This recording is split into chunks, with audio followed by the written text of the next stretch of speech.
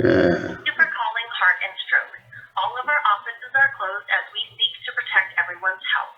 We are still working virtually, and essential services like our call centers, website, and online communities continue. For more information about Heart and Stroke, please visit our website, www.heartandstroke.ca, or leave a detailed message and we will respond as soon as we can. Thank you for your support. To access our employee directory, please press 1. To make a donation, please press 2. If you are calling about a community fundraising program like Jump Rope for Heart, door-to-door canvassing, Ride for Heart, Big Bike, or special events, press 3. For lottery ticket purchases or inquiries, press 4. For health information, press 5. For CPR course-related questions, press 6. That'll work. While I transfer your call. CPR course related.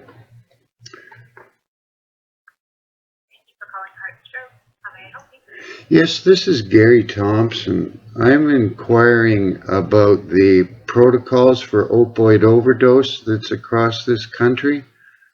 They're all different and depends on your health district. And Health Canada removed rescue breathing from their protocol in October the 1st, 2018. I got an email from Heidi Jackson, the executive director at Health Canada. Health Canada started handing out wallet cards, all the signs of opiate overdose, the person's comatose, labored shallow breathing, turning blue, making gurgling noises. And the only instructions it says give naloxone, that's it. They've taught millions of people all across this country to deny respiratory assist. And this is for laypersons. And a layperson can't tell what's causing the person to be comatose. So they're following. Yeah, I know it's. So in our courses, we actually don't teach anything for opioid overdoses except for in our advanced care course. Yeah. So that wouldn't be really. Well, no, in your first aid, your first aid certificate, you go all through about hypoxia, right?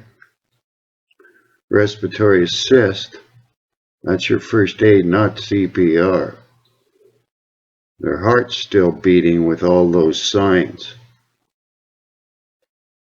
Hypoventilatory, cyanotic, Cheyne-Stokes respiration, meiosis, comatose. Okay, so you're calling to confirm what our current steps are. Well, I would know if you're a certified first aid training, it's respiratory assist for respiratory emergencies. You know, diabetic coma, etc.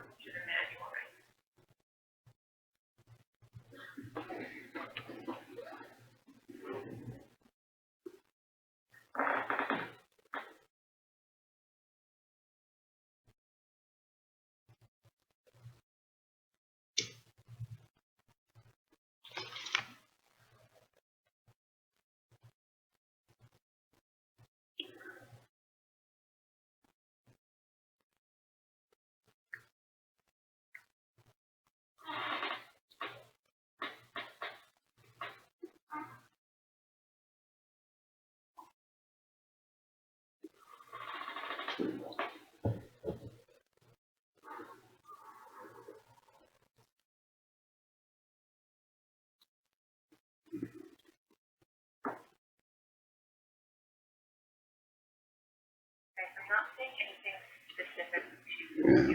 Well, okay, well, poisoning. Yeah, under poisoning, just have Really? I have never been certified by you guys. I've been certified by St. John Ambulance and the Red Cross. It's not your policies, it's the government policies, health districts policies. Different health districts have different Protocols, yeah, but they know it's wrong. Poisoning, just have more obvious. Airway protection. Poison, like that. Yeah. 99% of all poisons, respiratory failure. You got to protect the airway. It's A, B, C, D, E for poisoning, right? Airway, breathing, check circulation, and then if their heart's beating, then you give them antidote, and then you evaluate. The ABCs, yeah. A, B, C, D, E, yeah. It's been that way forever. Because they know. That's what we have for our first aid. Yeah, for first aid, yeah. But they've taught millions of people compressions only to people who are alive. Yeah, so we do have what we would refer to as manual CPR. Yeah, that's for a sudden witness cardiac arrest only. Exactly, yeah. Which is a very rare occurrence. You have to witness it. Hands only is better than nothing, but of course. Yeah, but the thing is, public health is training them to give chest compressions only to people who are alive. Okay. That chest compressions only is for someone who's never been trained. Yeah. No, that's not. We wouldn't be training healthcare professionals. Well, don't you have HPC training too? Healthcare provider training? Our basic life support, so that one's intended for whether they're healthcare or dental office, paramedics, that sort of thing. Yeah. So those ones are trained to use the valve mask. Yeah. But if EMS is not on his vehicle and witnesses someone hypoxic, they'll probably carry a, plastic bag, find a plastic bag or whatever. But because disease transmission is rare. You're blowing in. It is rare if everything is being done as it should. It should not happen. That's right. Well, it's causing post-traumatic stress with fire, EMS, and the police department because they've taught millions of people the worst thing, and they're showing up on scene on a regular basis, people maltreated because they were trained the worst possible first aid treatment. Yeah. Well, it's not unfortunate. It's being done on purpose, man. These people are doctors that started this training. You couldn't get into medical school not knowing about respiratory failure. You wouldn't pass your entrance exam to give chest compressions to a beating heart. Right? And it's costing us a fortune because there's so many people left with permanent neurologic impairment. There was a coroner's inquest that lasted 6 weeks that ended December 2018. Bradley Chapman. I was there. It was 6 weeks long. The jury's shaking its head the whole time. This is. Okay, so what was the question that you? Well, no, I'm just policy. Andrew Lotto. He was. I heard of him. He works in the Toronto office. He wrote Public Health a letter back in 2013 and told them what they're teaching is wrong. But he says, Gary, this is all I'm going to do is just write a letter. You'd think he'd be concerned about his own life and his family members, right? I can let him know that you called again. Yeah, Andrew, tell him good luck and all the best of luck. I don't know why when I talk to people, it's how can I help you?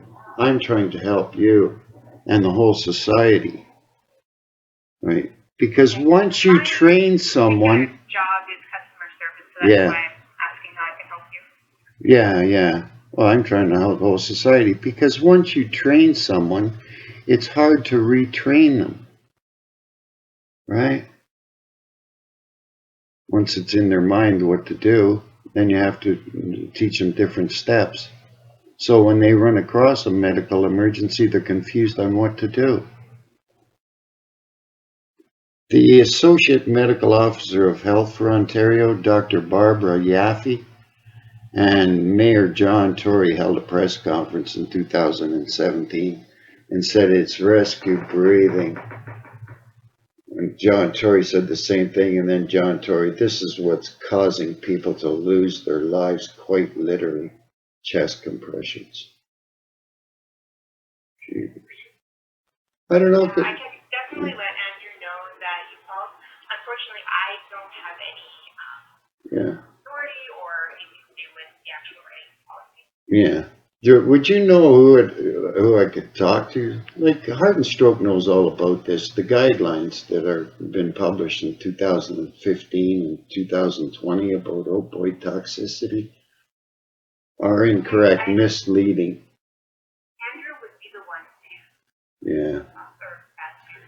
Yeah. Okay, would you like to take my phone number and have him call me if he wishes?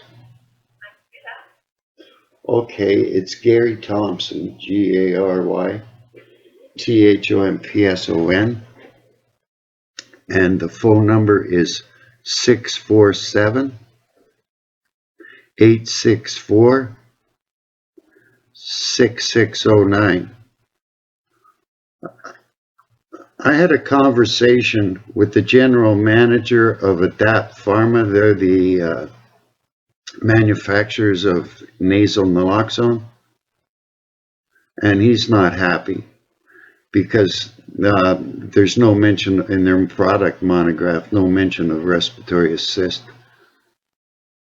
He wants it in there, but the chief medical officer tells him no. You know, he's worried about liability. You know, God, I would be. And you got pharmacists. You got 15,000 pharmacists in the province of Ontario handing out the wrong information. And every pharmacist knows about poisoning, and by extension, any respiratory emergency. Hello?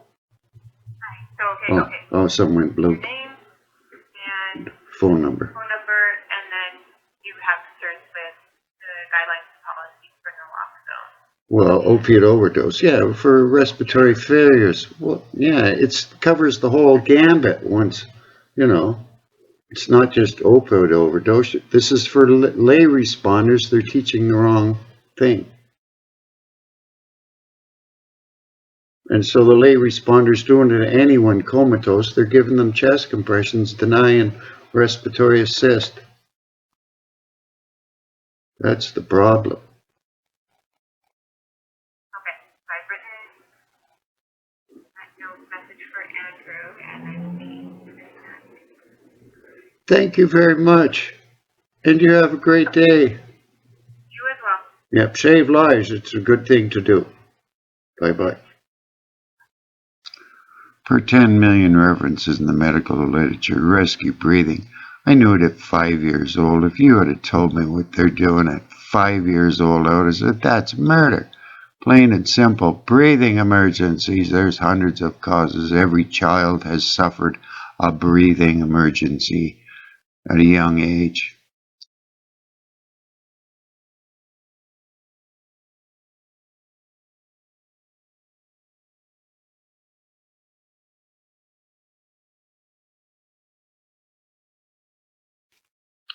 Read the comment box. All the hyperlinks to the medical information will be there. What I talked to Heart and Stroke about, all that. Andrew Lotto's letter from the Heart, Health Canada, etc. All hyperlinked. Stop living in denial. It makes you physically and emotionally ill. Increases drug use and misuse. Being done on purpose.